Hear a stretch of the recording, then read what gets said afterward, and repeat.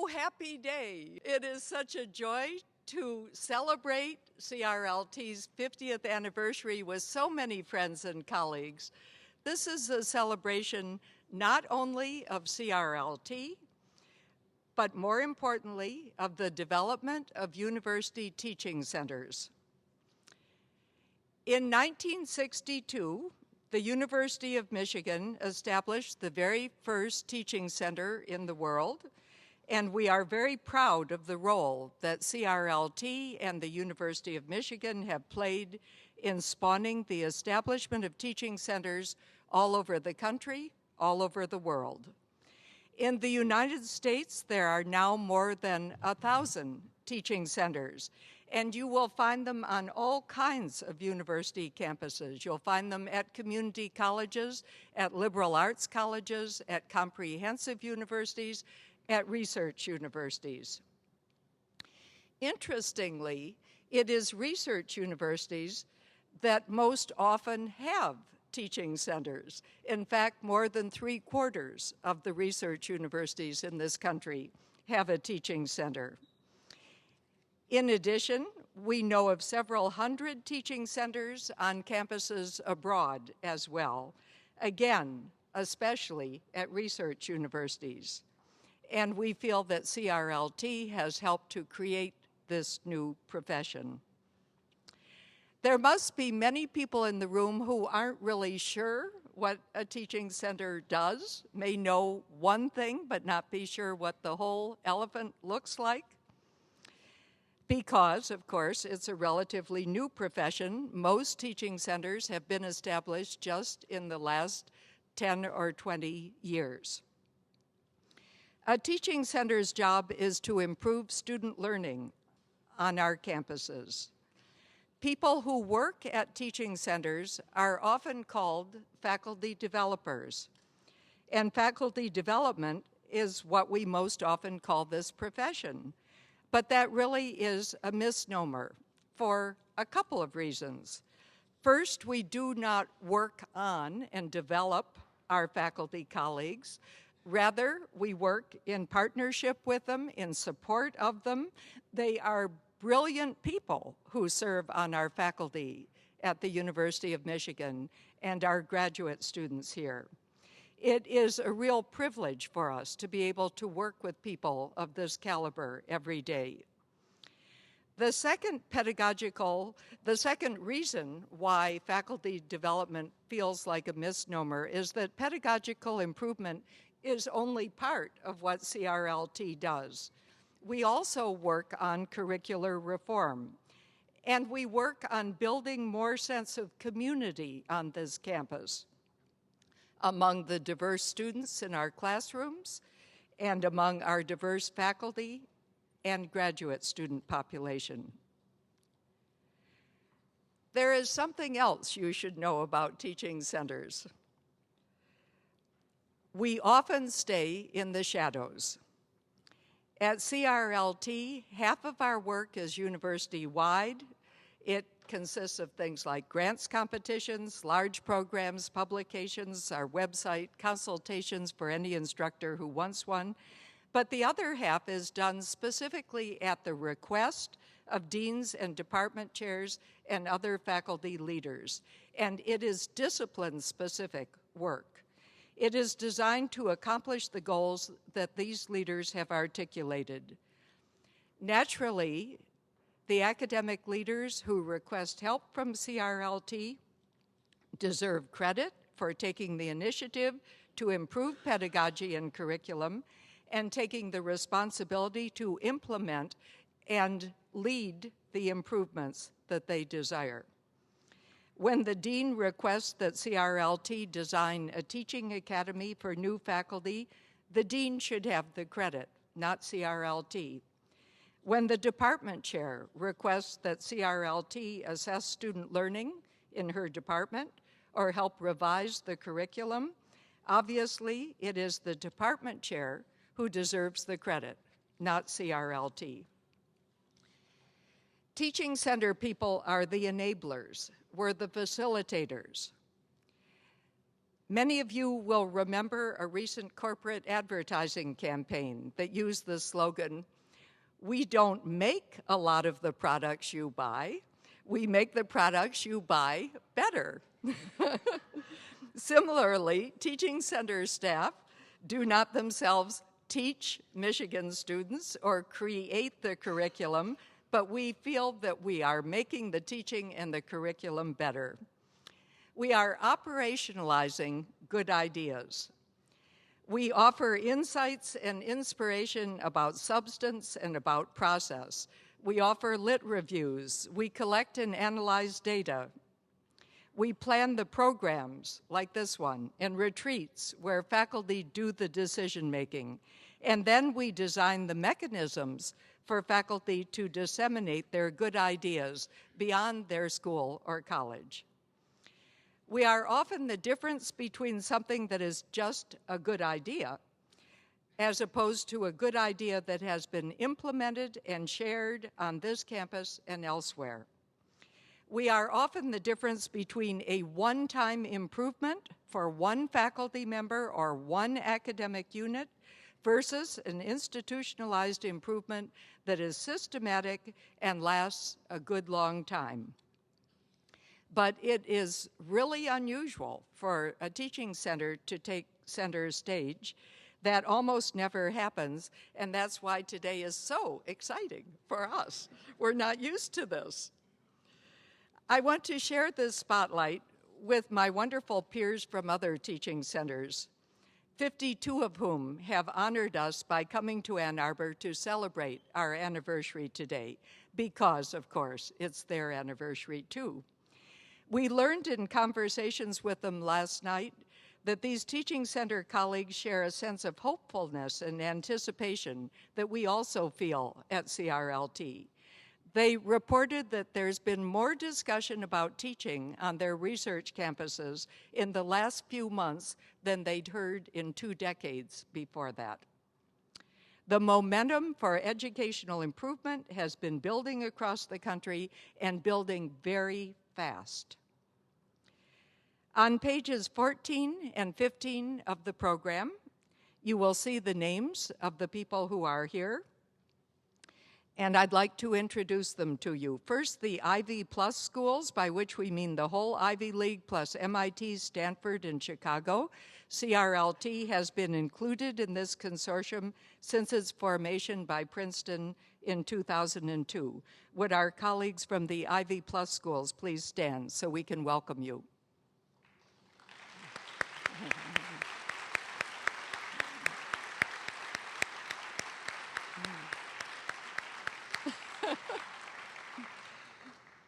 Probably most people who are here from Michigan know what the CIC is, since there are collaborations between Michigan and CIC colleagues at every level of the university. The presidents get together, the provosts, the deans, the purchasing people. For those who are not from Michigan, I should explain that the CIC includes all the Big Ten institutions plus Chicago. And CRLT originally formed the CIC Teaching Center Directors Group a decade ago. It continues to thrive. Would our colleagues from the CIC please stand?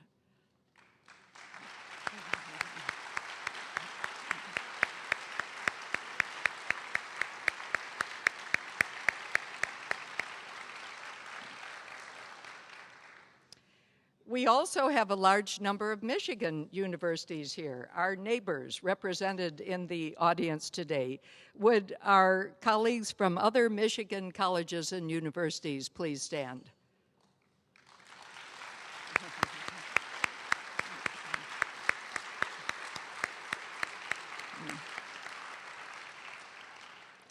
And we are honored to have here today the president and past president of POD, the National Organization of Teaching Center staff and faculty who work to improve teaching on campuses. Michele DiPietro and Virginia Lee, would you please stand along with Michael Sweet from UT Austin? Thank you.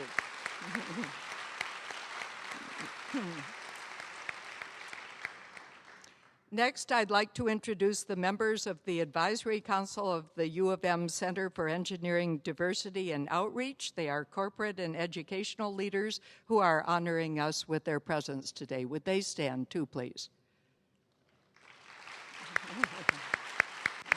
Thank you.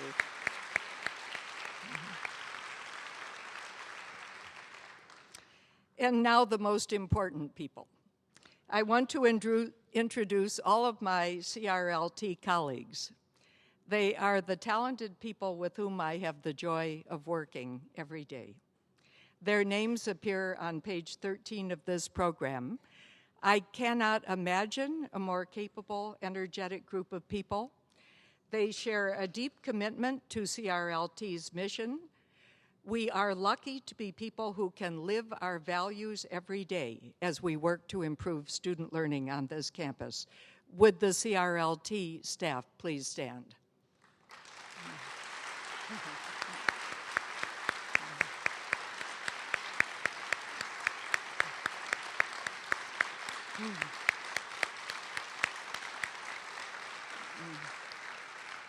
And I'd especially like to recognize Jessica Rappai in the back there, who has done such a superb job of leading the team planning this event. Thank you, Jessica. Raise your hand.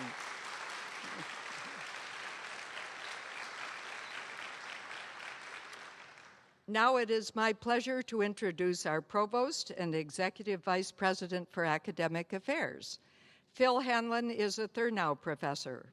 That means he is one of the winners of the university's most coveted prize for undergraduate education. He is the Donald J. Lewis Professor of Mathematics, and in spite of having one of the most demanding jobs at the university, he continues to teach freshman calculus because he loves teaching and he does it so very well. Phil has sustained the wonderful tradition of support for CRLT that has distinguished the leadership of this institution for 5 decades. Please welcome Phil.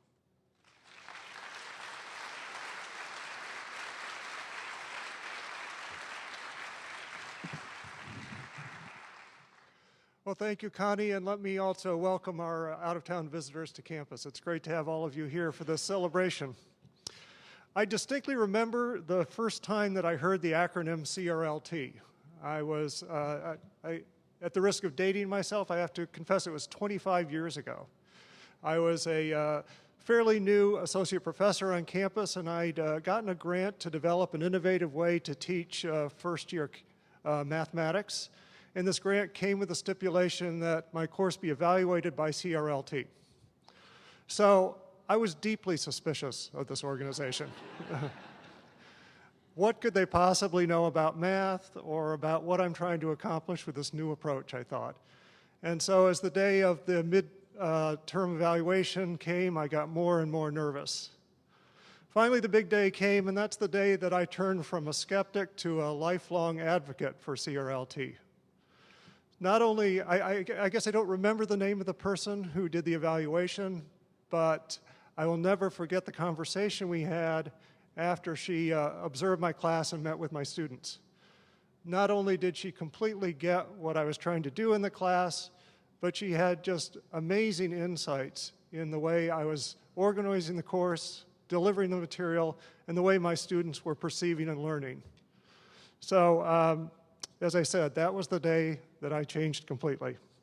And that was the first of many encounters that I had with CRLT over the years, and every one of them has consistently made me a more thoughtful and effective teacher or a deeper and more insightful administrator. So I can't say if this kind of impact, replicated beyond me to thousands of my colleagues, was what the Board of Regents had in mind when they commissioned CRLT 50 years ago. But I do know, I can say, that much of the credit for CRLT's success should be attributed to the leadership that it's had over these 50 years. And I'd like to point out and discuss several of the leaders. So the center began with just one staff member, Stanford C. Erickson, back in 1962. He was the founding director.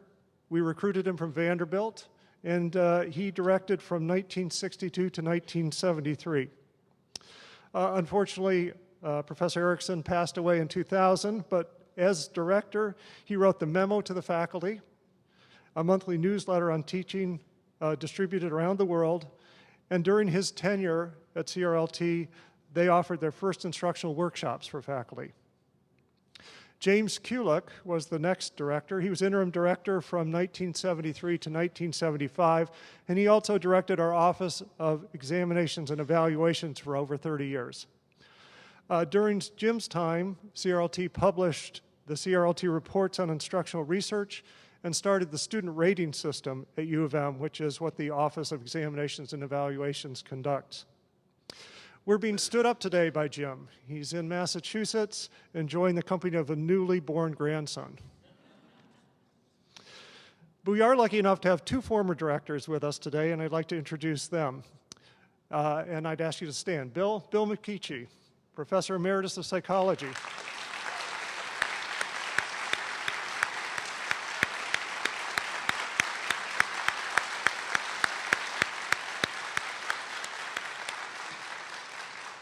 Bill directed CRLT for 8 years, from 1975 to 1983.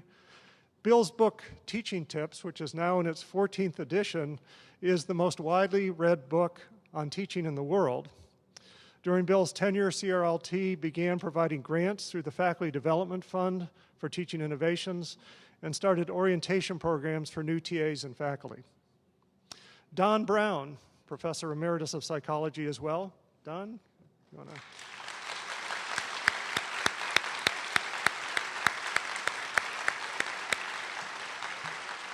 took over the directorship and served till 1993.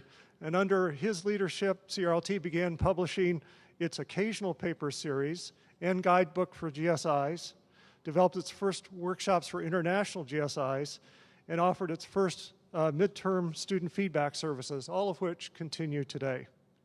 And then, of course, there's Connie Cook, our current director. Connie, we all...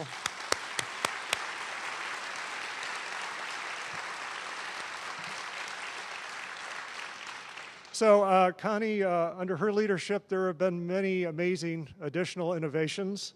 Just to mention a couple, the CRLT Players Program was developed when Connie was the leader, and also their engagement in hosting Chinese University Leaders, President's Leadership Program. So let's thank all these former directors again, and Connie is going to present each of them with a copy of a new book published by CRLT and their staff. The book concerns how teaching centers make a difference, and it's called Advancing the Culture of Teaching on Campus. So thanks to all of you.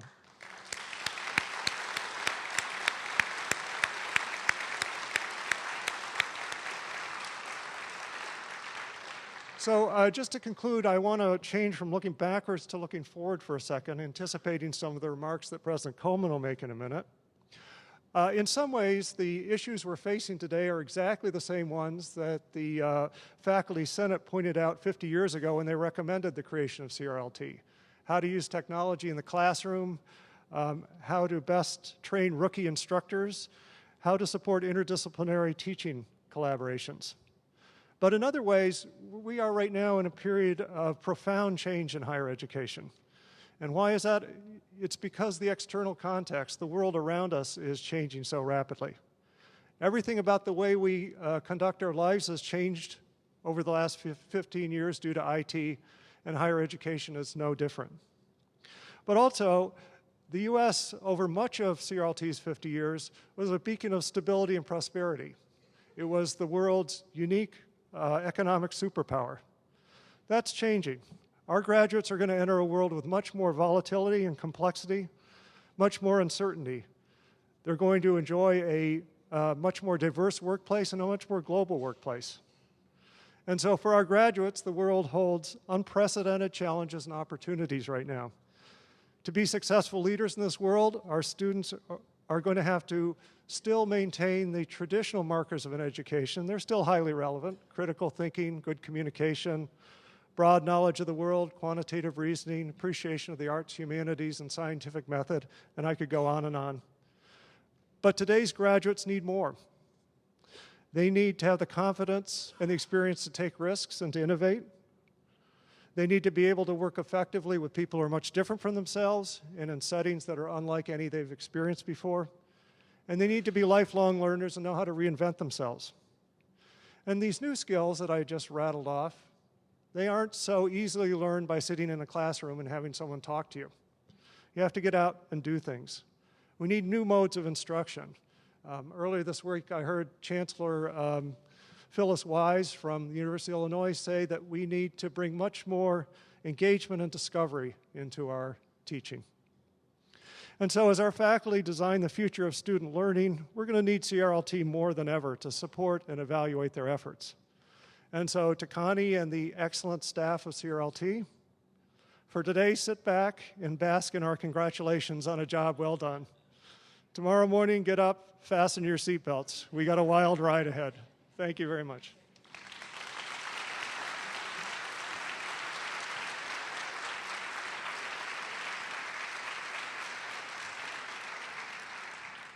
Thank you, Phil. Now it is my pleasure to introduce my boss of many years, Senior Vice Provost Lester Monts. Lester serves as Arthur F. Thurnau Professor of Ethnomusicology, as well as Senior Counselor to the President for the Arts, Diversity, and Undergraduate Affairs. Additionally, he is Senior Vice Provost for Academic Affairs. Lester has helped with CRLT's quest to make this teaching center integral to pedagogy and curricular improvement on the U of M campus. He has provided wise counsel. He has strategically offered resources when we needed them. Lester's job at Michigan is to facilitate major cultural changes, and he has done so in part by supporting the quiet teaching revolution that has taken place on this research university campus. Please welcome him.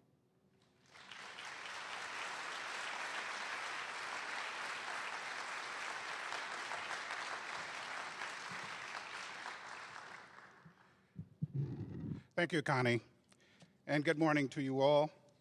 I, too, want to welcome and thank all of you for joining us here today. It is my pleasure to be able to celebrate this special occasion and highlight the accomplishments of the Center for Research on Learning and Teaching. I've had the good pleasure, as Connie's pointed out, of working with her all of these years and along with this very professional staff, which I applaud. Through my role as past chair of the College Board's Board of Trustees and a current member of the Board of the Association of American Colleges and Universities, and through my consultancies around the U.S. and abroad, I have often heard firsthand from colleagues on other campuses about the high regard in which they hold CRLT. CRLT has had an impact far beyond the UM campus, from the performances of the CRLT players to the many faculty and administrators who contact and visit CRLT each year for advice about starting and developing teaching centers and creating a culture of teaching excellence on their campuses. But it is on this campus that CRLT makes its greatest impact. CRLT had a very long and rich history before I arrived, with luminaries in the field like Professor Bill McKeechee and Don Brown giving CRLT a national and international reputation. And I must digress here, and Bill, thank you very much. My first teaching job was teaching applied trumpet when I was one-on-one with students in a studio.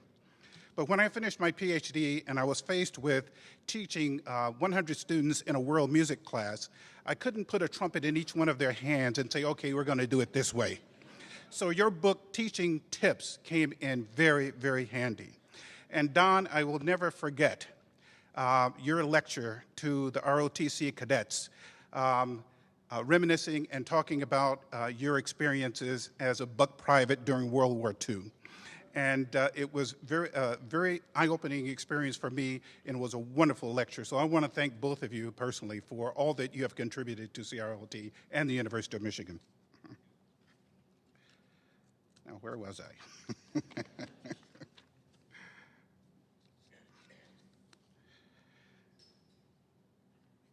Since my arrival in 1993, I joined with Connie Cook in focusing CRLT's work, especially on service to the University of Michigan community. And CRLT has succeeded on so many levels and fronts.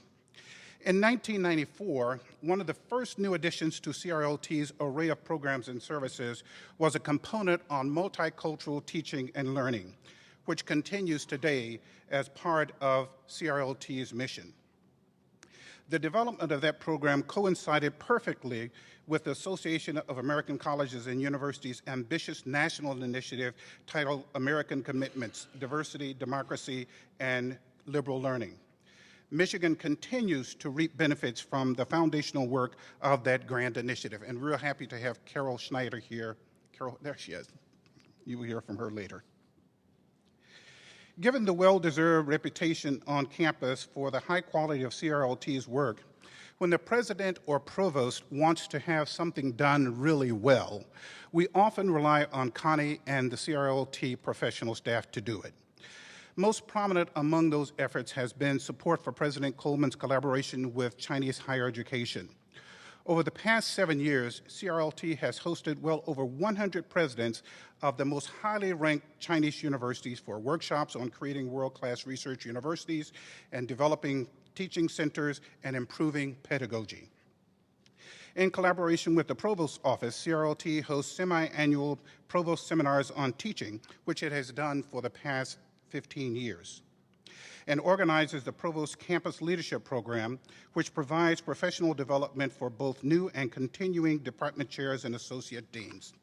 And I rely on CRLT to run the competitions for major teaching awards, most notably the Thurnau Professorship and UM's nominees for the U.S. Professor of the Year, the national award which, with CRLT's help, Michigan faculty have won twice in the past 7 years.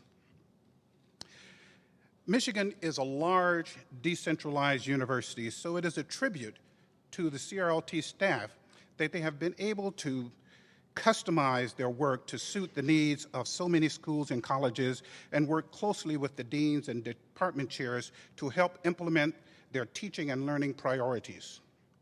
These initiatives range from teaching academies for newly hired junior faculty in 9 of the university schools and colleges to customized retreats and workshops on a range of topics.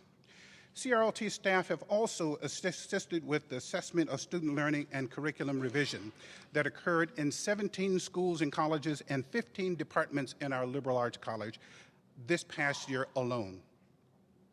When deans or department chairs have ideas for innovation or need assistance with the educational mission of their units, they turn to CRLT for its expertise and support. And they know that CRLT will provide excellent service.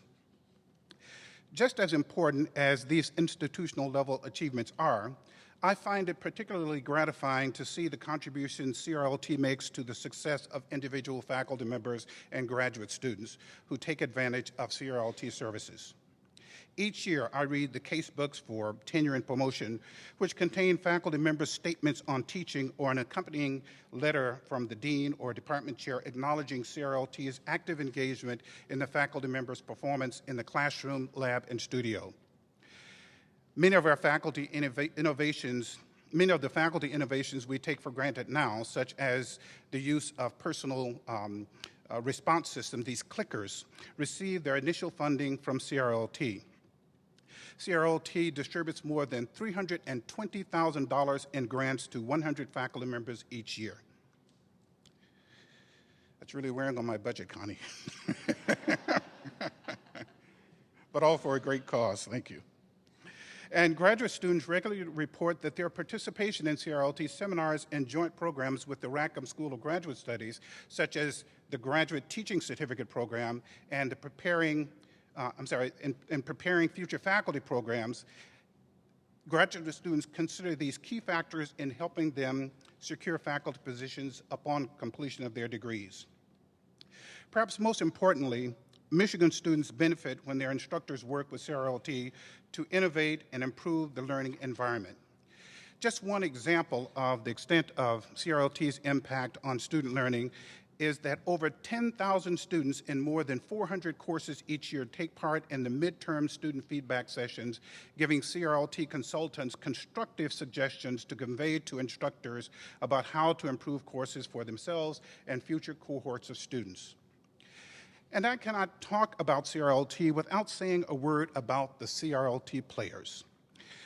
CRLT created this genre of theater 12 years ago in 2000. It is interactive theater for university faculty and graduate student instructors. The players have performed about 25 different original sketches in the last decade, and many of them concern various aspects of diversity. CRLT has learned that theater is a superb way to elicit conversations about sensitive topics and help faculty and GSIs figure out how to improve their practice. So let me close by saying that I am very, very proud to have been associated with CRLT over the past 20 years. The academic affairs units reporting to me range from ROTC to admissions to academic multicultural initiatives. I especially enjoy my work with Connie and CRLT. The values that guide their work, from improvement in student learning to inclusive teaching for our diverse student body, are values that I share. I congratulate Connie and the entire CRLT staff on this significant milestone, and I know I speak for the entire campus in thanking them for the excellent work they do. Thank you, Connie.